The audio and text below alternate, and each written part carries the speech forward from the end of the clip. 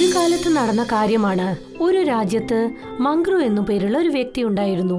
അയാൾ വലിയൊരു പലിശക്കാരനായിരുന്നു. അവൻ പണം കൊണ്ട് ഒരുപാട് ധനികനായിരുന്നു, അത്രത്തോളം വളരെ മോശക്കാരനുമായിരുന്നു. അവൻ എത്രത്തോളം പണം കൊടുക്കുന്നുവോ അതിലൊരുപാട് പലിശ വാങ്ങുമായിരുന്നു. അങ്ങനെ ദരിദ്രരുടെ പണവും അവരുടെ സ്ഥലങ്ങളും കൈവശം വെച്ചിരുന്നു. ഇന്ന് മംഗ്രുവിന്റെ അടുത്തേക്ക് ഹിമാൻഷു കുറച്ച് പണത്തിന്റെ ആവശ്യത്തിനായി ചെന്നു.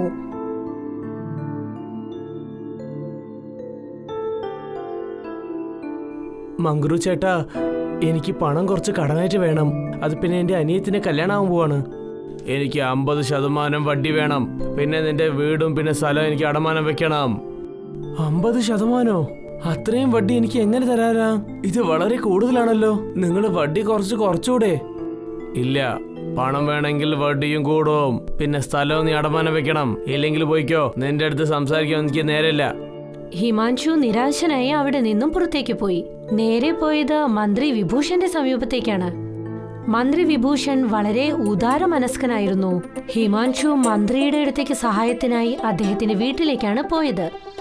നമസ്കാരം മന്ത്രി. നമസ്കാരം. വല്ലാതെ വിഷമത്തോടെ നിൽക്കുന്നുണ്ടല്ലോ. പറയൂ, എന്താണ് കാര്യം? മന്ത്രി ചേട്ടാ, എനിക്ക് വല്ലാതെ കഷ്ടമുള്ള നേരമാണ്. അടുത്ത മാസം എൻ്റെ അനിയത്തിയുടെ കല്യാണമാണ്. പക്ഷെ കല്യാണത്തിന് വേണ്ടി ഞാൻ കാശ് ചേർത്തിട്ട് വെച്ചിട്ടില്ല.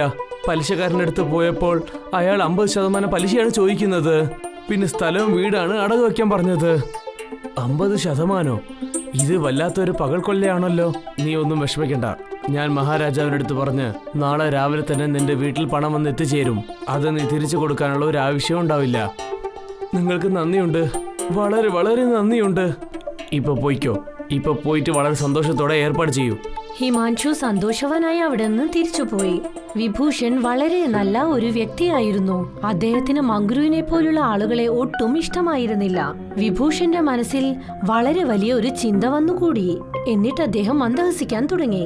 വിഭൂഷൺ നേരെ മംഗ്രുവിന്റെ വീട്ടിലേക്ക് പോയി.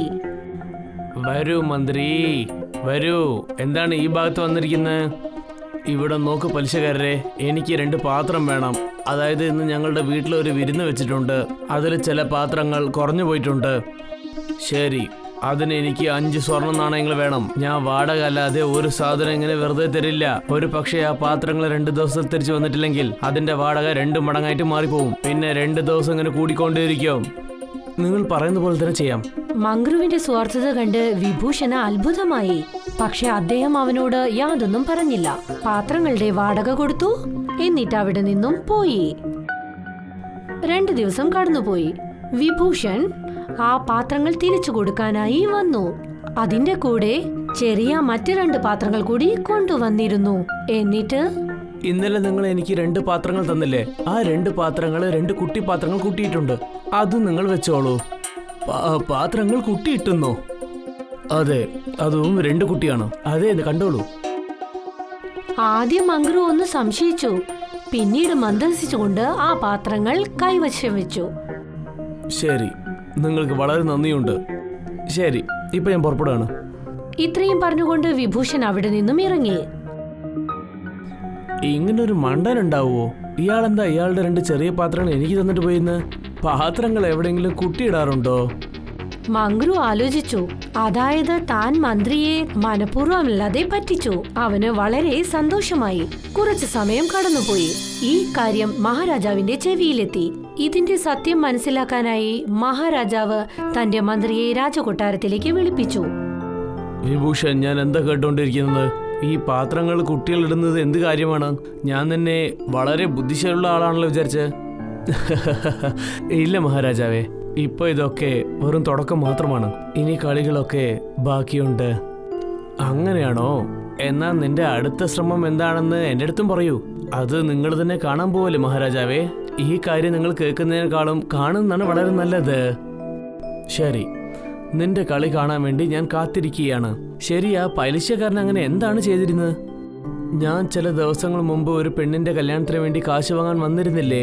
അന്ന് ഞാൻ എന്താ കേട്ടെന്ന് വെച്ചാൽ ആ പലിശക്കാരൻ ജനങ്ങൾക്ക് അധിക പലിശ കൊടുത്തിട്ട് ബൾക്കളെ അവരെ പറ്റിക്കുകയാണ്. അങ്ങനെയാണോ? അപ്പോൾ ഇതാണോ കാര്യം? അതെ മഹാരാജാവേ, ഇപ്പൊ ഞാൻ ഉത്തരവ് വാങ്ങിക്കോളാം. അടുത്ത കളിയുടെ നേരം നമ്മൾ തുടങ്ങാനായി. ശരി, പോയിക്കോ. ഇപ്പൊ തന്നെ നീ വല്ലാതെ വൈകിട്ടുണ്ട്. ശരി മഹാരാജാവേ. ഇത് കേട്ടുകൊണ്ട് വിഭൂഷൺ നേരെ മംഗ്രുവിന്റെ വീട്ടിലേക്ക് പാത്രങ്ങൾ വാങ്ങാനായി പോയി. നമസ്കാരം പലിശക്കാരരെ. ഈ പ്രാവശ്യം ഞാൻ വലിയ പാത്രങ്ങൾ വാങ്ങാൻ വന്നതാണ്. ഈ പ്രാവശ്യം ഞാൻ വലിയ വിരുന്ന് വെച്ചിട്ടുണ്ട്. അതിനുവേണ്ടി ഞാൻ കുറെ ഏർപ്പാട് ചെയ്യാനുണ്ട്. എന്റെ പൊന്നോ, നിങ്ങൾക്ക് പാത്രങ്ങൾ വേണോ? നിങ്ങൾക്ക് പാത്രങ്ങൾ തരുന്നത് എനിക്ക് വളരെ സന്തോഷമുണ്ട്. ഷെടാ, ഈ കാലത്തിൽ ഇത്രയും നേർമയുള്ള ആൾക്കാർ നിങ്ങളെ പോലെ വേറെ ആരുണ്ട്? നിങ്ങൾ എന്റെ പാത്രങ്ങളുടെ കുട്ടികളും തിരിച്ചു തന്ന ആളല്ലേ? കാരണം മറ്റുള്ള ആൾക്കാരൊക്കെ ഈ പാത്രങ്ങളുടെ കുട്ടികൾ തരാനേ പോകുന്നില്ലല്ലോ. ശരി, ഒരു കുഴപ്പമില്ല. സത്യത്തിലാണ് സന്തോഷമുള്ളത്. നിങ്ങൾ പറഞ്ഞത് വളരെ ശരിയാണ് മന്ത്രി. നിങ്ങൾ ഈ പാത്രങ്ങൾ എടുത്തിട്ട് പോയിക്കോളൂ. കാരണം ഇതും കുട്ടിയിടാൻ പോവുകയാണ്. എനിക്ക് പൂർണ്ണ വിശ്വാസമുണ്ട് നിങ്ങൾ ഈ 2 പാത്രങ്ങൾ തിരിച്ചെടുത്തിട്ട് വരുമ്പോൾ ഇതിന്റെ കുട്ടികളും ഇതിന്റെ കൂടെ ഉണ്ടാവുമെന്ന് വിചാരിക്കുന്നു. എന്ത് സത്യമാണോ? ഇത് വളരെ സന്തോഷമുള്ള കാര്യമാണല്ലോ. ഞാൻ തീർച്ചയായിട്ടും 2 ദിവസത്തിനുള്ളിൽ നിങ്ങൾക്ക് തിരിച്ചു തന്നേക്കും. പിന്നെ ഇതിനെ ഞാൻ വളരെ ശ്രദ്ധയോടെ നോക്കും. ശരി, ഇപ്പൊ ഞാൻ പോവുകയാണേ. വലിയ പാത്രങ്ങൾ എടുത്ത് വിഭൂഷൺ കളവണ്ടിയിലേക്ക് വെക്കുന്ന സമയത്ത് മംഗ്രു ഉറക്കെ വിളിച്ചു പറഞ്ഞു, ആ മന്ത്രി, ഇതിന് മൊത്തം 20 സ്വർണ്ണ നാണയങ്ങളായിട്ടുണ്ട്. അതൊന്ന് കൊടുത്തിട്ട് പോയേക്ക്. ക്ഷമിക്കണം പലിശക്കാരരെ, ഞാൻ ശ്രദ്ധിച്ചും പോലില്ല. ഇതാ പിടിച്ചോളൂ. വിഭൂഷൺ 10 സ്വർണ്ണ നാണയങ്ങൾ നൽകി. എന്നിട്ട് വലിയ പാത്രങ്ങളും എടുത്ത് അവിടെ നിന്നും പുറപ്പെട്ടു.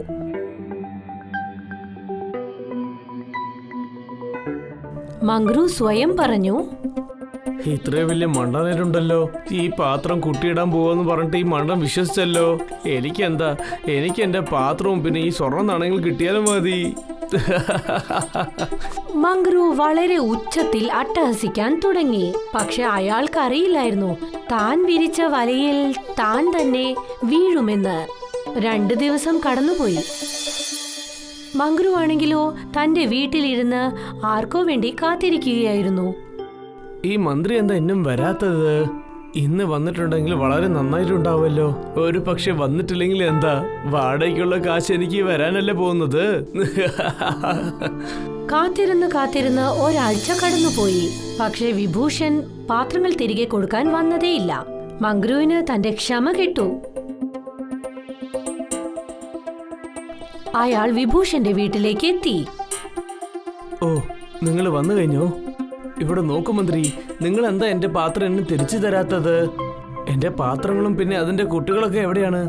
ഞാൻ നിങ്ങളുടെ അടുത്ത് അതിനെപ്പറ്റി സംസാരിക്കാനാണ് വന്നത്. എന്റെ അടുത്ത് വല്ലാതെ ശോകമായ ഒരു വാർത്തയുണ്ട്. എന്താണ് ആ ശോകമായ വാർത്ത? നിങ്ങളുടെ എല്ലാ പാത്രങ്ങളും അത് കുട്ടി ജനിക്കുമ്പോൾ തന്നെ അത് മരിച്ചുപോയി. ഇപ്പൊ എനിക്ക് അതിനെ തിരിച്ചു തരാൻ പറ്റില്ല. വിഭൂഷൺ വളരെ സങ്കടത്തോടെ പറഞ്ഞു. പക്ഷേ മംഗ്രുവിന്റെ കോപം അതിന് കടന്നുപോയി. നിങ്ങൾ എന്താ പിച്ചിപ്പയും പറയുന്നത്? പാത്രങ്ങൾ എവിടെയെങ്കിലും കുട്ടിയിടുന്നത് നിങ്ങൾ കണ്ടിട്ടുണ്ടോ?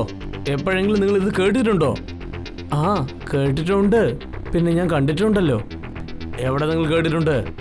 നിങ്ങളല്ലേ നിങ്ങളുടെ വായ കൊണ്ട് പറഞ്ഞത്. നിങ്ങളെന്താ മറന്നുപോയോ? അതായത് ഞാൻ നിങ്ങളുടെ വീട്ടിൽ വന്നപ്പോൾ ആ പാത്രങ്ങളുടെ കുട്ടികൾ നിങ്ങൾ വാങ്ങിച്ചിട്ട് പോയതല്ലേ? പിന്നെ 2ാമത്തെ പ്രാവശ്യം പാത്രങ്ങൾ വാങ്ങാൻ വന്നപ്പോൾ നിങ്ങളല്ലേ പറഞ്ഞത് നിങ്ങളുടെ പാത്രങ്ങൾ കുട്ടികളിടാൻ പോവാണെന്ന്? അത് വളരെ ശ്രദ്ധയോടെ നോക്കണം നിങ്ങൾ പറഞ്ഞിരുന്നു. മിണ്ടാതിരിക്കേ. നീ വെറുതെ വെറും പിച്ചും പേയും പറയല്ലേ. എന്റെ പാത്രങ്ങൾ മര്യാദയ്ക്ക് നീ തിരിച്ചു തന്നേക്ക്. എന്താ നിങ്ങൾ ഇങ്ങനെ സംസാരിക്കുന്നത്? അതൊക്കെ മരിച്ചു പോയല്ലോ. എന്നെ കൊണ്ട് എങ്ങനെ തിരിച്ചു തരാൻ പറ്റുക? എന്റെ കൂടെ ഇപ്പൊ തന്നെ നീ വന്നേക്ക്. ഇതിനുള്ള തീരുമാനമൊക്കെ മഹാരാജാവ് എടുത്തോളും. ഞാൻ നിന്നെ വെറുതെ വിടാൻ പോകുന്നില്ല മന്ത്രി. വരൂ. ഞാൻ എപ്പോഴെങ്കിലും വരാൻ പറ്റില്ലെന്ന് പറഞ്ഞിട്ടുണ്ടോ? ഇപ്പൊ തന്നെ ഇതിനുള്ള തീരുമാനം നമുക്ക് എടുത്തേക്കാം. പിന്നെ എല്ലാം വളരെ വലിയ ബഹളമായി മാറി. അങ്ങനെ വിഷയം മഹാരാജാവിന്റെ പക്കലേക്ക് എത്തി. 2 പേരെയും മഹാരാജാവ് വിളിപ്പിച്ചു.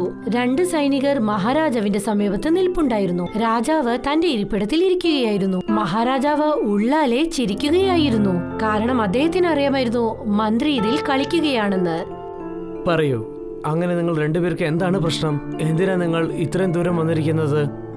മഹാരാജാവേ, ഞാൻ കുറച്ച് ദിവസം മുമ്പാണ് ഇയാൾക്ക് കുറച്ച് പാത്രങ്ങൾ തന്നത്.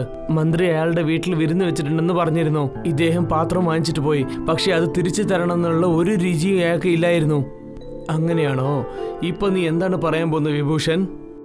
മഹാരാജാവേ, ഞാൻ ഇദ്ദേഹത്തിനടുത്ത് എന്താ പറഞ്ഞതെന്ന് വെച്ചാൽ, കുട്ടികൾ ജനിച്ചുകൊണ്ടിരിക്കുമ്പോൾ എന്നെ പാത്രം മരിച്ചുപോയി. അത് എങ്ങനെ എനിക്ക് തിരിച്ചു തരാൻ പറ്റും? ഞാൻ പറയുന്നത് ഒന്നും ഇദ്ദേഹം കേൾക്കുന്നുമില്ല. അയാൾ പറയുന്നതാണ് ശരിയെന്ന് പറഞ്ഞുകൊണ്ടിരിക്കുന്നു.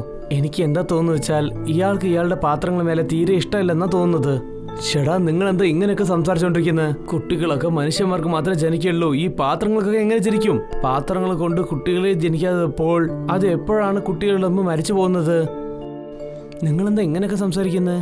ഇപ്പൊ കുറച്ച് ദിവസം മുമ്പ് ഞാൻ പാത്രങ്ങൾ തരുമ്പോൾ അതിന്റെ കുട്ടികൾ നിങ്ങൾക്ക് തന്നതല്ലേ?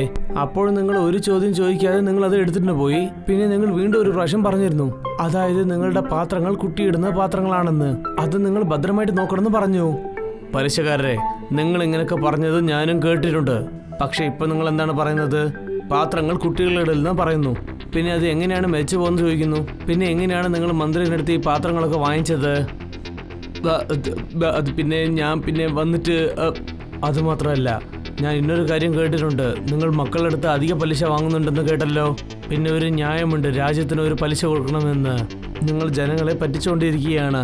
അവരുടെ ആവശ്യങ്ങളൊക്കെ നിങ്ങൾ ഉപയോഗിക്കുകയാണ്. എന്നോട് ക്ഷമിക്കും മഹാരാജാവേ. മാപ്പല്ല, ശിക്ഷയാണ് കിട്ടാൻ പോകുന്നത്. ഈ പലിശക്കാരനെ 1 മാസം നിങ്ങൾ തടവിൽ വെച്ചോളണം.